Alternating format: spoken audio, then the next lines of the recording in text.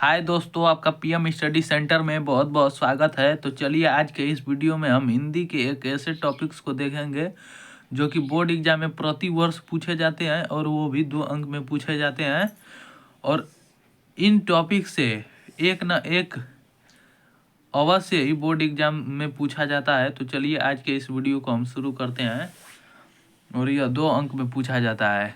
तो अर्था अलंकार।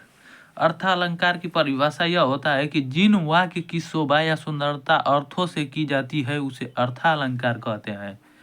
अर्था अलंकार के निम्न 3 भेद हैं। पहला, उपमा अलंकार, जो वेरी वेरी इंपॉर्टेंट टॉपिक है, जो 2023, 22, 20, 17, 2015, 13, 12, 11 तथा 2010 से लगातार पूछता आ रहा है और इस वर्ष भी 2024 के बोर्ड एग्जाम में पूछेगा ही पूछेगा। तो चलिए आज के उपमा अलंकार की परिभाषा को देखते हैं। तो परिभाषा, उपमा अलंकार की परिभाषा यह है कि जहाँ किसी व्यक्ति या वस्तु की किसी दूसरे व्यक्ति या वस्तु से समान गुणधर्म के आधार पर तुलना की जाए उसे उपमा अलंकार कहते हैं। जहाँ किसी व्यक्ति या वस्तु की किसी दूसरे व्यक्ति या वस्तु से समान गुणधर्म के आधार पर तुलना की जाती है उसे उपमा अलंकार कहते हैं। इसका ट्रिक भी है कि यदि किसी उदाहरण में सा ऐसा जैसा ज्यों समान दिखाई दे तो समझ जाइएगा कि वह एक उपमा अलंकार है। उदाहरण में यह है कि मुख चंद्र सा सुंदर है। उदाहरण मुख चंद्र सा सुंदर है और इसमें स्पष्टीकरण भी लिखना जरूरी होता है। तो मुख चंद्र सा सुंदर है, तो इसमें मुख की तुलना चंद्रमा से की जा रही है, अतः यह एक उपमा अलंकार है। इसमें उपमेय, उपमान, धर्मवाचक शब्द लिखना जरूरी होता है। तो सबसे पहले तो इसमें उपमेय मतलब जिसकी प्रशंसा की जाती है उसे उपमेय कहते हैं। तो इसमें उपमेय में हमारा हो जाएगा मुख।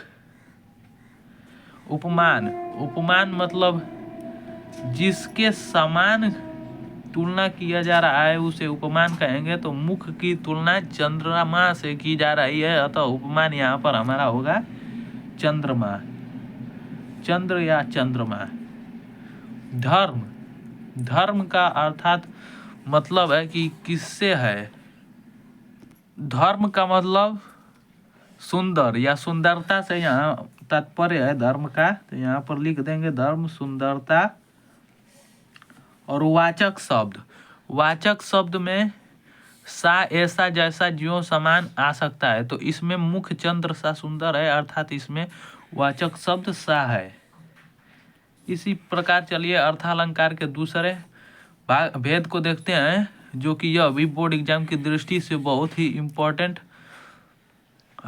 अलंकार है, जो पिछले वर्ष के बोर्ड एग्जाम 2023 के बोर्ड एग्जाम के सेट 2023 के सेट 302 ZH में पूछा गया था कि यहाँ पर 12 ख का यमक अथवा रूपक अलंकार का लक्षण और उदाहरण लिखिए। रूपक अलंकार बहुत ही इम्पोर्टेंट अलंकार है। तो चलिए आज के इस वीडियो को रूपक अलंकार की परिभाषा को जानते हैं, जो 2023, 22, 20, 19, 18, 14, 2013, 12, 11 तथा 2010 से लगातार पूछता आ रहा है। परिभाषा, जहाँ उपमेय में उपमान का भेद रहित आरोप हो वहाँ रूपक अलंकार होता है।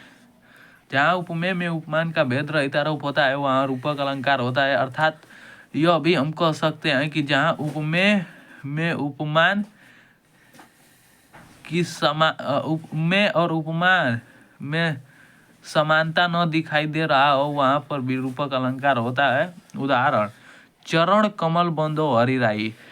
उदाहरण, चरण कमल बंदो हरिराई। इस उदाहरण का मतलब है कि जो चरण है वो कमल के समान है, अर्थात यहाँ पर उपमेय हो जाएगा। जिसकी प्रशंसा कर रहे हैं, तो चरण की हम प्रशंसा कर रहे हैं, इसलिए हमारा यहाँ पर उपमेय चरण होगा। और उपमान हमारा कमल, इसके समान कर रहे हैं कमल। इसमें वाचक शब्द नहीं दिया गया है, अर्थात इसे नहीं लिखेंगे।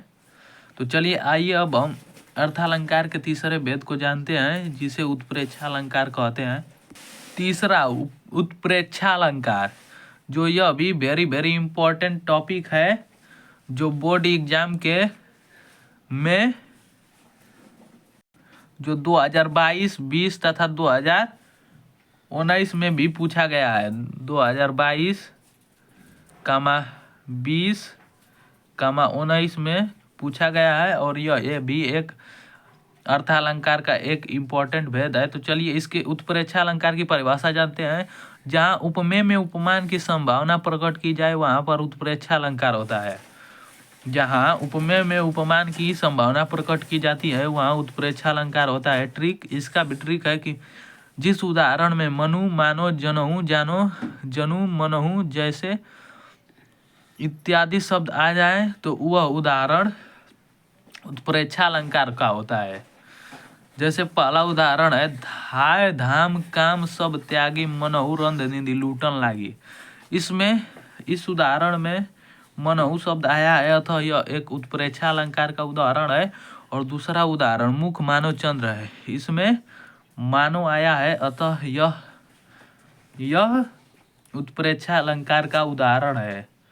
तो चलिए अब इसमें उपमेय कौन है? उपमेय यहाँ पर हो जाएगा हमारा मुख। उपमेय मुख, तो मुख लिख लेंगे उपमेय में। और जिससे तुलना किया जा रहा है वह उपमान होता है। तो इसमें चंद्रमा से तुलना किया जा रहा है, इसलिए इसमें चंद्रमा लिखेंगे उपमान में। और वाचक शब्द में मनु, मानो, जनहु, जानो, मनु, मनहु जैसे शब्द आ जाए वह वाचक शब्द होता है। तो इसमें मानो आया है, तो इसमें मानो